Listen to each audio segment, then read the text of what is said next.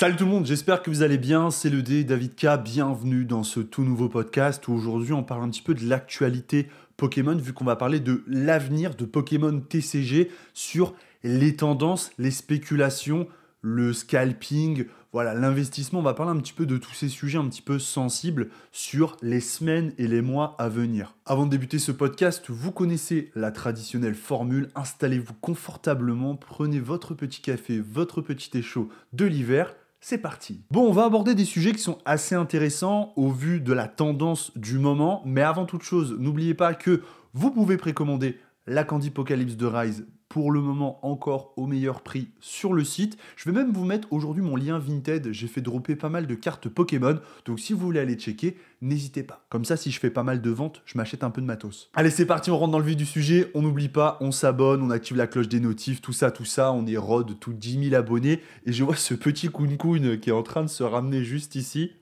Bien. Allez, fais le bonjour. Qui c'est qui spécule sur Pokémon 8.5 hein? C'est ce petit Kun qui cherche de l'étincelle déferlant dans son Auchan. C'est ce petit Kun d'amour. Allez, file ma princesse.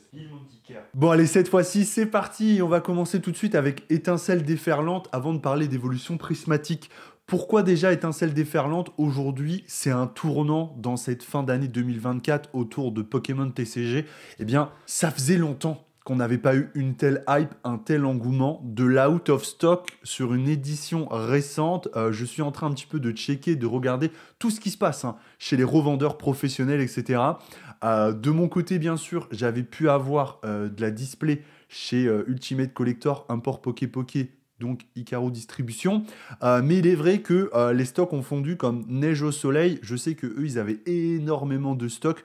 Vous pouvez toujours surveiller leur site. Il y aura, je pense, quelques drops qui vont arriver. Mais on constate quelque chose qu'on n'avait pas vu depuis très longtemps. De mon côté, j'ai un Auchan chez moi. Pour ceux qui me suivent en story, vous savez qu'il est plutôt bien fourni. Vous l'avez vu à travers des shorts. D'ailleurs, le format short concernant les podcasts va revenir, notamment sur des médias comme Instagram, pour essayer constamment d'attirer plus de monde sur la chaîne YouTube. Bref, je vous disais, mon champ, il a réceptionné pas mal de étincelles déferlantes.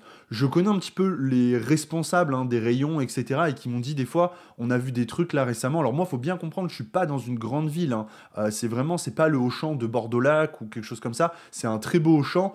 Pour autant, il n'y a pas une communauté non plus qui est énorme. Et il m'a dit, tu sais quoi, des fois on a mis des 20 ETB en rayon et des mecs sont passés avec des caddies et ils ont tout pris. Le débat du scalping, etc.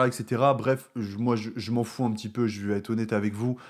C'est un sujet, je sais, qui est beaucoup abordé sur YouTube parce que ça marche bien. Mais en vérité, j'ai toujours dit, ça m'est déjà arrivé de croiser 10 ETB célébration et de les prendre. Donc je serais mal avisé aujourd'hui de dire, ouais, abusé, machin, etc. Donc bref, j'ai vu des gens, j'ai entendu du coup récemment, on m'a dit ça, donc ça m'a assez surpris. Qu'est-ce qui fait que cette édition, elle est scalpée, elle est autant désirée? Il y a deux facteurs. Le premier facteur qu'on va dire qui est le facteur principal aujourd'hui, c'est que pour la première fois depuis très longtemps de l'histoire Pokémon, depuis cette année, on a des cartes qui valent plus cher que la display. Et ça, c'est formidable. C'est formidable à bien des égards. C'est formidable pour nos revendeurs Pokémon. Encore une fois, c'est pas suffisant. Et là, je parle pas que de Import Poké et Ultimate Collector. Non, c'est formidable pour tous nos professionnels Pokémon qui se donnent du mal toute l'année en commandant des séries qui ne marchent pas, qui pour une fois vont pouvoir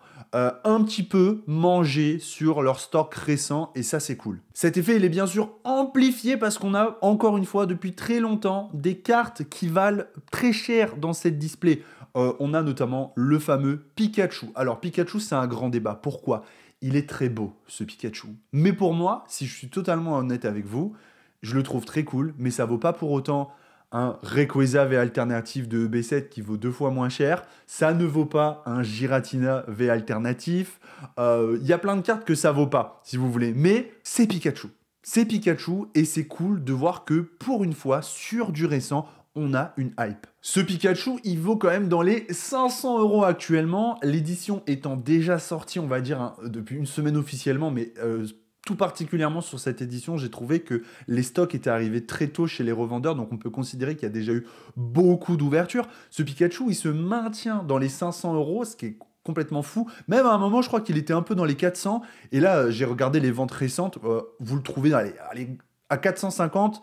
j'ai l'impression qu'à l'heure où je tourne ce podcast, c'est déjà, entre guillemets, un bon plan. C'est pas la seule carte qui se maintient en valeur. On a le Latias qui vaut très cher, qui se maintient dans les 200 euros. Donc ça fait déjà 2 cartes qui sont amplement au-dessus du prix de la display. Alors attention, bien sûr, vu que les cartes coûtent cher, ça pousse le prix de la display, ça pousse le prix des items et on a ce phénomène qu'on n'avait pas vu depuis extrêmement longtemps, des ETB qui se vendent à 70 euros alors qu'elles s'en valent 50, 55, 60. Ensuite, c'est plus 55 maintenant, 50 euros c'est très chaud.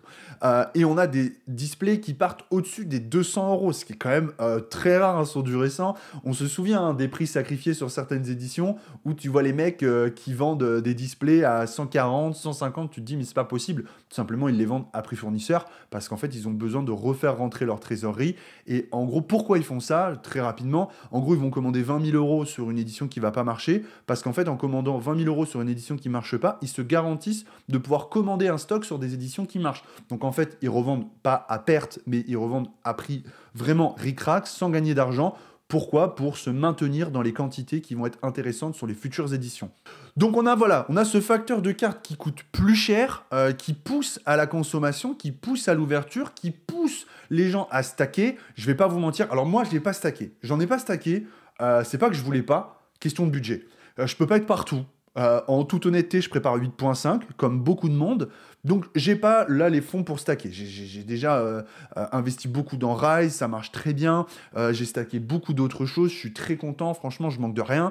Mais là, j'avais pas le budget pour stacker les items de cette édition. C'est pas que je voulais pas, c'est que je pouvais pas. Et encore honnêtement, là, on parle du français, mais il y a le japonais aussi. Et même Dragona Paradise est incroyable. Super Electric Breaker, étant donné qu'il y a le Pikachu. Moi, j'ai un petit attrait pour Dragona Paradise parce que je trouve que l'illustration Latias, ça me parle beaucoup. Enfin, j'ai trouvé ça très cool. Donc, on a énormément de sorties intéressantes et c'est complètement fou ce qui se passe actuellement. Et ce phénomène, il est accentué par le fameux FOMO, Fear of Missing. Voilà, on va en parler. On aime bien le placer, ce petit mot en anglais. On kiffe, les gars. Tout le monde achète de peur de ne pas trouver, de ne pas manquer. Honnêtement, les ETB dans mon Auchan, je les ai vus une fois. Après, il n'y en avait plus. Je sais qu'ils en ont remis régulièrement, mais je ne les ai pas vus. Par contre, j'ai vu beaucoup de boosters, de tripacks très régulièrement.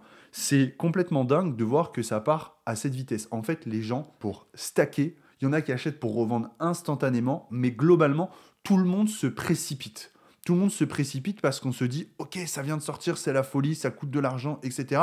Il faut que j'en prenne avant qu'il n'y en ait plus. » Or, on est sur une édition qui est extrêmement récente, où il y aura probablement des restocks, des réapprovisionnements, à ne pas confondre avec le mot reprint. Reprint, ça veut dire qu'on va réimprimer l'édition, et restock, ça veut dire qu'on va tout simplement remettre des stocks parce qu'on n'a pas encore tout distribué. Et ça, c'est fort probable, notamment sur le bloc EV. Cette hype, elle est poussée par la sortie de l'édition 8.5, à savoir Évolution Prismatique. Évolution Prismatique continue de se révéler de jour en jour. On a de nouvelles alternatives.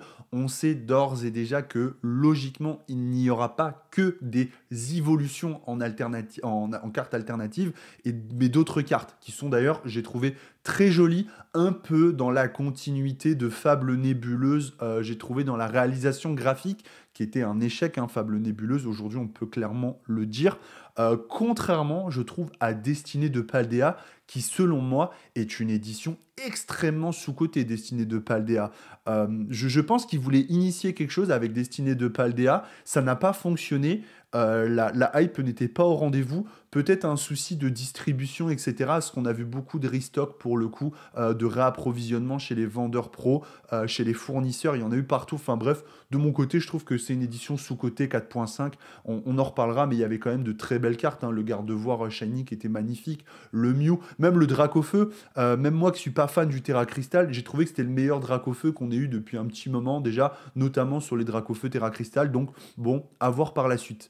Donc je disais, le phénomène, il est poussé par 8.5. Pourquoi? Parce que 8.5, c'est exactement le même bail.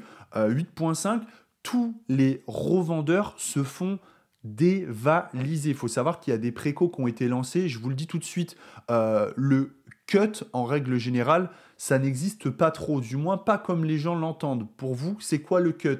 En fait, le cut, on va vous dire, mais ce sera le sujet d'un podcast, j'ai fait des précommandes, mais j'ai pas eu le stock nécessaire. Mensonge.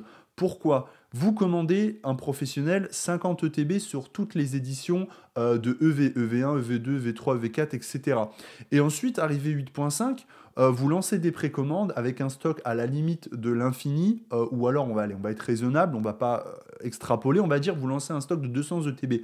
Et ensuite, vous encaissez l'argent et vous dites à votre fournisseur, moi je veux 200 ETB de 8.5, voilà, je peux payer la facture. Sauf qu'en fait, qu'est-ce qui se passe? Jusque-là, votre fournisseur, vous lui avez pris 50 ETB. Et donc là, aujourd'hui, dans cette édition qui marche bien, très bien, il a une grosse demande, il va accepter de vous fournir 50 ETB parce que jusque-là, c'est le stock que vous avez pris, mais il va pas accepter de vous fournir 200 ETB parce qu'il vous dit, attendez, tu veux augmenter 4 fois les quantités, mon coco, sur l'édition que tout le monde désire?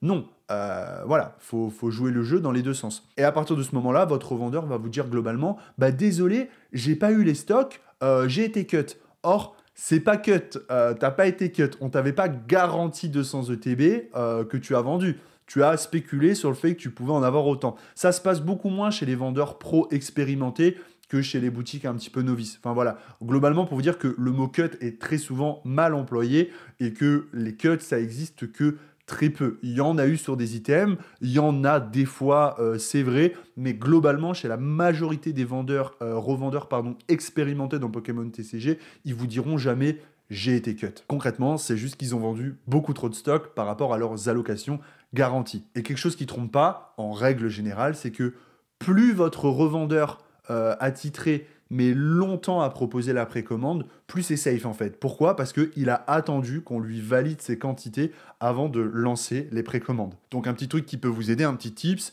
c'est qu'un revendeur professionnel qui lance des précommandes genre 2 mois avant la sortie de l'item, voilà. Mais je dis méfiance. Je dis pas que c'est pas safe, je dis qu'il faut faire attention. Donc tout cet avenir de Pokémon TCG, il est poussé aussi par 8.5, par la réussite de EV8, par peut-être, on va dire, l'échec du bloc. C'est terrible ce que je suis en train de dire parce que c'était de belles éditions, mais on n'a pas été en capacité, en mesure de les apprécier à leur juste valeur, notamment 4.5, qui est globalement pas plus que ça marchait. Aujourd'hui, on a EV8 qui se vend très bien, poussé par des cartes qui sont très rares. Pourquoi aussi ces cartes, elles se vendent très bien? Attention, je vais placer un mot en anglais, je suis trop content, parce qu'elles ont un pull rate, les gars, qui est très compliqué. Ça veut dire quoi un pull rate très compliqué? Ça veut dire qu'elles ont un taux de drop, un tirage qui est très compliqué. Le Pikachu, il tombe pas. Sauf dans un fait qu'on va encore énumérer qui pousse la vente, sauf chez nos gros influenceurs. Il est vrai qu'on a même vu Squeezie ouvrir du Pokémon et dropper le Pikachu. On a vu plein de gros influenceurs ouvrir cette édition. Et malheureusement, qu'on le veuille ou non, ça pousse le marché à la hausse, à l'augmentation des prix. Quand vous avez Squeezie et d'autres, j'ai vu plein d'autres influenceurs très connus ouvrir du Pokémon, déjà c'est très bon, entre guillemets, ça montre que que Pokémon est en bonne santé, et bien oui, il faut monter les prix, c'est comme ça, qu'on le veuille ou non.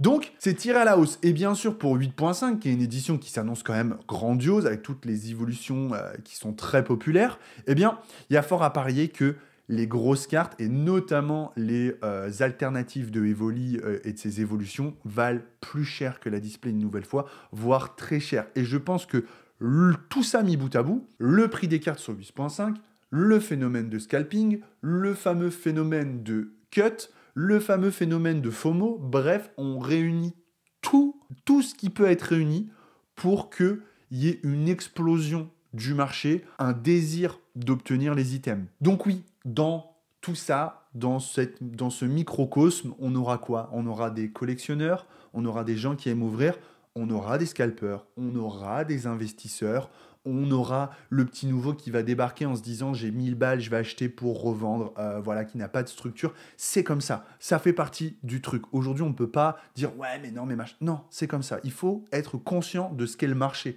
En fait, vouloir nier, vouloir toujours dire oui mais c'est pas juste, c'est machin. En fait, c'est juste être déconnecté de la réalité et de ce que sont les choses. Donc autant composer avec. Maintenant que vous y êtes préparé, je peux que vous recommander, si vous voulez vraiment cette édition pour ouvrir votre collection, de prendre chez votre revendeur professionnel qui vous garantira des stocks de manière fiable. Si vous ne savez pas où prendre, encore une fois, je vous recommande le site Icaro Distribution de chez Import Poké Poké et de notre ami Ultimate Brioche Collector. De mon côté, c'est bien sûr une édition que je convoite. Je ne vais pas vous mentir, je n'irai pas jusqu'à dire je vais scalper, mais si demain je me pointe dans mon Auchan et qu'il y a 4 ou 5 ETB, très probablement que je les prendrai. Pourquoi? Parce que ça va être compliqué. À savoir que, il est vrai que je peux le dire en toute transparence, Import Poké Poké et Ultimate Collector ont accepté de me fournir des stocks limités, bien sûr, pour me permettre de la création de contenu, d'en avoir dans ma collection, etc. Ce qui me donne un petit avantage. Mais il est vrai que si je pouvais stocker 1, 2, 3, 4 cartons de TB, je vais le faire. Et tous les professionnels qui vous diront non, non. En fait, je veux même pas être dans ce discours parce que je sais qu'il est mensonger et ceux qui n'ont pas encore compris que ce discours il était mensonger, je peux plus rien faire pour vous entre guillemets. Moi, je vous fais un podcast où je vous dis les mots. Si vous préférez des influenceurs qui vont vous dire ou des youtubeurs, peu importe, hein, qui vont vous dire non, non, moi, je redistribue. Restez dans votre naïveté, restez avec des gens qui vont vous mentir. Ici sur la chaîne, c'est jamais le cas. On traite des sujets comme ils doivent être traités, avec la manière. Et quand il y a des choses comme des trucs délicats, comme bah oui, effectivement, je vais stocker un petit paquet de TB si je peux me le permettre financièrement. Bah au moins, les choses, elles sont dites. Parce que comme par hasard, vous verrez sur les conventions des mecs arriver, tous ces mecs-là qui vous ont dit « Non, non, non, on n'en garde pas ». Vous les verrez arriver sur des conventions avec des stocks énormes de ces éditions. On se pose la question finalement d'où ils sortent. Enfin bref, tout ça pour dire, encore une fois, que ce soit moi avec par exemple Tyrannobox ou Icaro Distribution, rapprochez-vous de vos youtubeurs influenceurs qui ont des convictions et qui vous dirigent là où ils ont la véritable sensation que c'est safe, qu'il y a un vrai projet. Parce que autour de tout cet engouement, il y aura bien sûr des scams, il y aura des problèmes, il y aura des arnaques. Et attention, on le dit, je le sais trop souvent, mais c'est souvent mal compris, c'est souvent incompris, c'est souvent mal interprété. Payer 5 € de plus chez le voisin, entre guillemets, parfois c'est s'assurer une sécurité. Dans tout ça, je tiens à dire aussi, si vous avez des boutiques près de chez vous, des boutiques physiques, n'hésitez pas, leur donner un peu de force à ces boutiques physiques qui font un travail colossal pour faire vivre le TCG à travers des tournois, etc., etc., des mises en avant du TCG. Allez-y, c'est bien de leur donner un petit peu de force. Je sais que des fois, c'est contraignant de payer 5 € de plus son ETB, mais... Non mais, qu'est-ce que t'as pas compris dans le timing, Cognit? Qu'est-ce que tu... Bon, je te laisse là, mais tu bouges pas, hein. T'es gentil, d'accord? Ouais. Voilà, donnez-leur un petit peu de force. C'est vrai que les boutiques physiques, je pense qu'elles en ont besoin. Genre, je vous dis pas de surpayer l'item, hein. Ne payez pas 80 € votre TB, mais si par exemple vous allez, c'est 60 € le TB plutôt que de 55, bon, bah peut-être qu'il faut faire un petit effort pour ces boutiques physiques. Voilà, moi des fois j'essaye de le faire aussi un petit peu. C'est pas toujours évident, mais il faut essayer. Voilà pour ce podcast Pokémon. J'espère qu'il vous aura plu. Comme je vous l'ai dit, je vais tenter de développer certains médias, notamment Instagram, avec les shorts au format de mes podcasts. J'espère que ça vous plaira et que ça attirera plus de monde. N'oubliez pas de vous abonner. Je vais prendre en considération tous les commentaires. Je pense qu'on ne reviendra pas avec un épisode 2, mais que ça me permettra de développer de nouveaux podcasts sur le sujet. J'aime beaucoup parler de étincelles déferlantes et de évolution prismatique. On n'a pas abordé le sujet roquette, c'est volontaire de ma part, parce que je ne veux pas non plus tout mélanger. Mais globalement, cette hype, moi, elle me fait penser à Célébration. Si je devais conclure sur une note, on est plus fort que Pokémon 151 actuellement. On est vraiment sur une hype qui est montante et qui n'est pas encore à son apogée. Merci à tous d'avoir suivi ce petit podcast. J'espère que vous avez passé un excellent moment. C'était le dé pour la communauté et pour les passionnés. Je vous dis à très bientôt. Peace.